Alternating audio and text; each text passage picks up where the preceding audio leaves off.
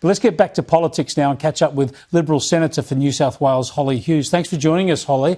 First up, China and wine. Just how damaging is this going to be to wine exports? Look, the tariffs that have been put on today in an interim's perspective are absolutely prohibitive to our winemakers. There's no shadow of a doubt about that. What we do need to remember, though, when we're talking about what's happening with wine as opposed to coal and some other of our exports, this is actually the result of a formal investigation.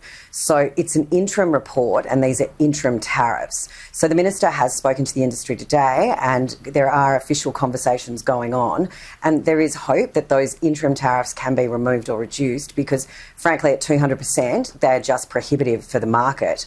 But it is important also that when we look at the wine market, over the last couple of years, Japan and Canada have opened up to us substantially. And also, as we move towards the EU and UK free trade agreements, there's huge opportunities for our winemakers into the future. China's obviously been a very significant part of the wine export industry, but anti-dumping seems highly unlikely, and I know the industry is refuting those claims, because I don't know about you, Chris, but if you've ever been to China, a $15 bottle of wine here can be upwards of $200 in China. So the fact that they're looking at anti-dumping as part of the reasoning behind this just seems to be extraordinary. Yeah, it's just rubbish. They're just trying to hurt us, and hurt us it will. I'm going to do my bit for the wine industry tonight and drink a bottle of South Australian Red.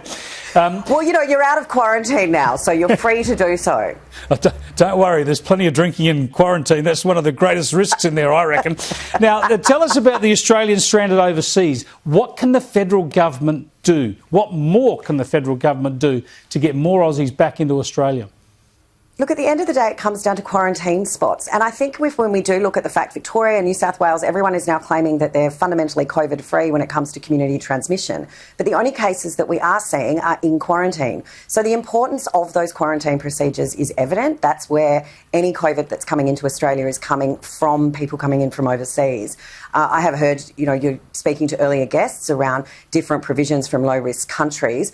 But I think at the end of the day, we do need to be mindful. We're an island. We're doing so much better than everybody else around the world, fundamentally.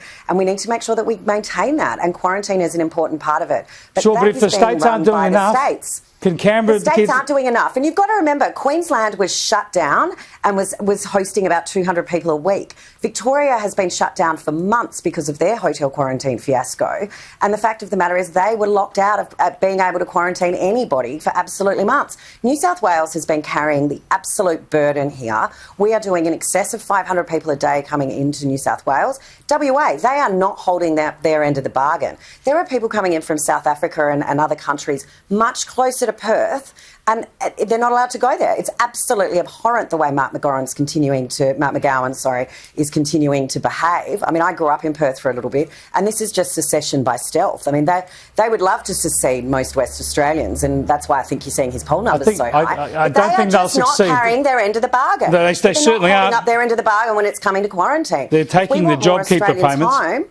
Yeah, well, they've got to do it. Absolutely. They've got to do it. But if they want to see more Australian time, we need more quarantine. Sure. Yep, and speaking of the states and the way they've managed this thing, no Premier has done a better job of managing all this than Gladys Berejiklian. Yet she's managed to get herself into a bit of political strife on other issues in recent weeks. And have a look at what she said had to say yesterday about a government grant scheme where many people, critics, have accused it of being electoral pork barrelling. Here's what the Premier said. All governments and all oppositions make commitments to the community in order to curry favour. I think that's part of the political process, whether we like it or not. The term pork barrelling is common parlance in where you provide funding, and it's not something that I know the community is comfortable with. And if that's the accusation made on this occasion, given the number of seats or the places that that funding went to, well then I'm happy to accept that commentary. Call it pork barrelling if you like, says the Premier. Is that refreshing honesty or a fatal admission? Look, I think I'll let Gladys speak for herself for what she meant when she said that. New South Wales government obviously manages their own budget and how they roll out their own projects. But I don't think it should be lost when Gladys does, if she has made a misstep there.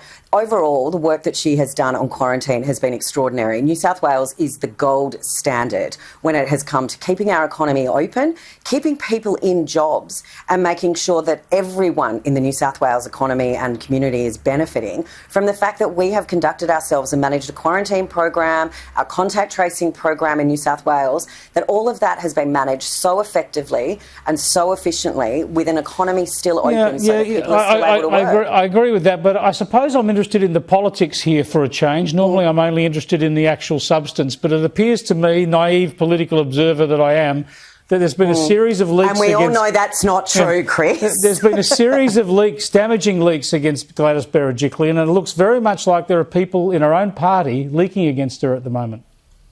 Look, I would agree with you there. I think there's definitely some ambitious members of her team, but that's not uncommon in politics, and you know that. Who would be doing that to her? Look, I wouldn't even hazard a guess as to who that is. I'm sure those in the New South Wales parliamentary team are much more clued into that. But I think certainly you can see that there's potentially some undermining of Gladys occurring at the moment. And perhaps some people, aren't that happy that she's doing such a great job, and certainly looks like she's there for the long haul, which I'm particularly pleased about. Hollie Hughes, thanks for joining us. Thanks, Chris.